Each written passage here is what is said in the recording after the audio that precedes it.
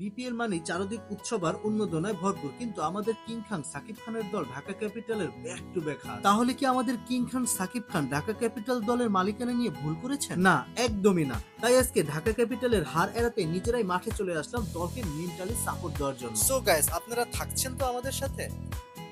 Hello everyone, আসসালামু আলাইকুম। সবাই কেমন আছেন? আজকে আমরা বিপিএল এর ধামাকা একটা ম্যাচ উপভোগ করার জন্য যাচ্ছি ঢাকা ক্যাপিটালের সাথে। খুলনা টাইগার্স এর যে ম্যাচটা আজকে হবে সেটা আমরা এনজয় করতে যাচ্ছি। সবাই আমাদের সাথে থাকবেন। So let's go.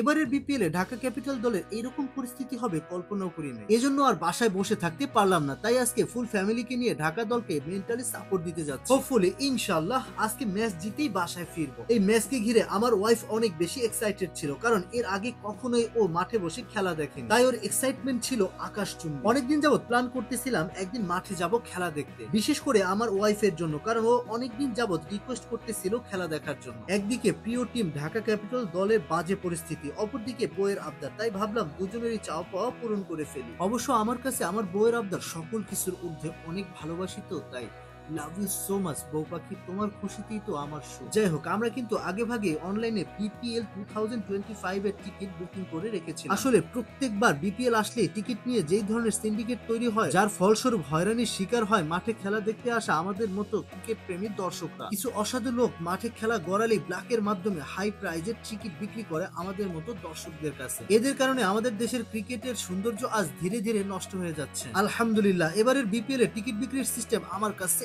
অসাধারণ লেগেছে, তাই কোন রকম ঝামেলা ছাড়াই অনায়াসে মাঠে ঢুকে পড়লাম। এবার নিয়ে আমি 14 থেকে 15 বার মাঠে এসেছি খেলা দেখতে, যার কারণে আমার কাছে সবকিছুই নরমাল মনে হচ্ছে। কিন্তু বউ আমার অনেক হ্যাপি অ্যান্ড এক্সাইটেড। এদিকে আমার ছেলেটাও পাগলের মতো এদিক সেদিক ছুটছে। আসলে পুরো সপ্তাহ জুড়ে বাসায় থাকতে থাকতে ওর মুড মাইন্ডও কেমন যেন হয়ে যায়, তাই বাসায় আসলেই একটা কথা বলে, বাবা চলো বাইরে ঘুরতে নিয়ে যাও। তাই ওদের মুড মাইন্ড ফ্রেশ করার জন্য সাপ্তাহিক ছুটির দিনে ওদেরকে নিয়ে ঘুরতে বেরিয়ে যাই। ওদের দুজনের এই হ্যাপিনেসটাই আমাকে মানসিক শান্তি দিয়ে থাকে। যাই হোক, আমরা আর বাইরে দিয়ে ঘোরাঘুরি করবো না, কারণ খেলা শুরু হয়ে যাবে সন্ধ্যা 7টার দিকে। এখন প্রায় সন্ধ্যা 7:40 বাজে। দেরি করে মাঠে প্রবেশ করলে আবার সিট পাওয়া যাবে না, কারণ ঢাকা ক্যাপিটালের খেলা বস, একটু আলাদা স্পেশালিটি তো থাকবেই। তার মধ্যে আবার কিং খানের টিম।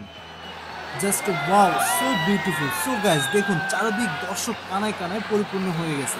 অবশ্য ঢাকা ক্যাপিটালের খেলা বলে কথা, ঢাকা ক্যাপিটালের খেলা মানে আলাদা একটু উন্মাদনা কাজ করে দর্শকদের ভিতরে, যার কারণে দেখুন চারদিক দর্শকে কানায় কানায় পরিপূর্ণ হয়ে গেছে, একটা সিটও কিন্তু খালি। হো, খেলা কিন্তু শুরু হয়ে গেছে। মাঠে কিন্তু অলরেডি প্লেয়াররা নেমে পড়েছে। ঢাকা ক্যাপিটাল টসে জিতে বোলিং করার সিদ্ধান্ত নিয়েছে।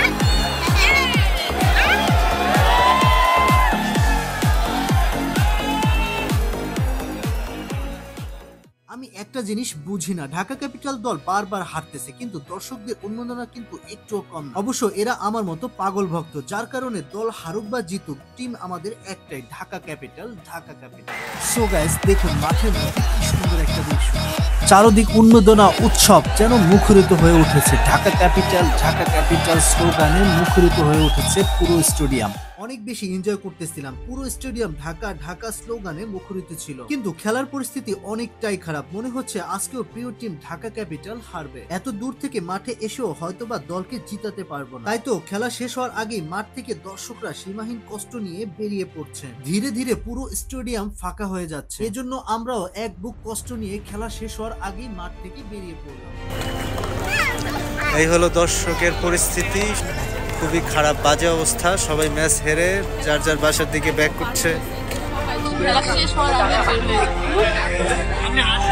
সব মানুষ হচ্ছে খেলা শেষ হওয়ার আগে চলে গেছে।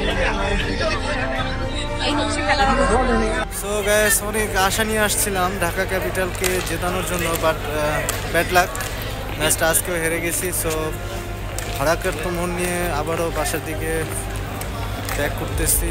সো যাই হোক, নেক্সট টাইম আবার হবে, আবার আসবো। এত জঘন্য ম্যাচ আমি কখনো দেখি নাই, আমার ফিলিং শেষ, দিল টুটা হয়ে গেছে। চল এখন বাসায় যাই। আসলে আমাদের মন একবারে ভেঙে গেছে। ভেবেছিলাম 3টা ম্যাচের পর আজকে হয়তো বা জিতবো, বাট সেটাও হলো না। ম্যাচটা একেবারে জঘন্যভাবে হেরেছি। যাই হোক, ব্যাপার না, নেক্সট টাইম আবার হবে। তো ভালো থাকবে সবাই, বাই বাই, গুড নাইট। কথায় আছে না, একবার না পারিলে দেখো শতবার, ঠিক তেমনই ইনশাআল্লাহ নেক্সট ম্যাচে অবশ্যই ঘুরে দাঁড়াবে আমাদের প্রিয় দল ঢাকা ক্যাপিটাল। সব সময় প্রিয় টিমের জন্য শুভকামনা রইল। সো গাইস, ভিডিওটি কেমন লাগলো অবশ্যই কমেন্ট করে জানাবেন। ভিডিওটি ভালো লাগলে বেশি বেশি লাইক, কমেন্ট এবং শেয়ার করবেন। দেখা হবে নেক্সট কোনো ভিডিওতে। See you again, bye by.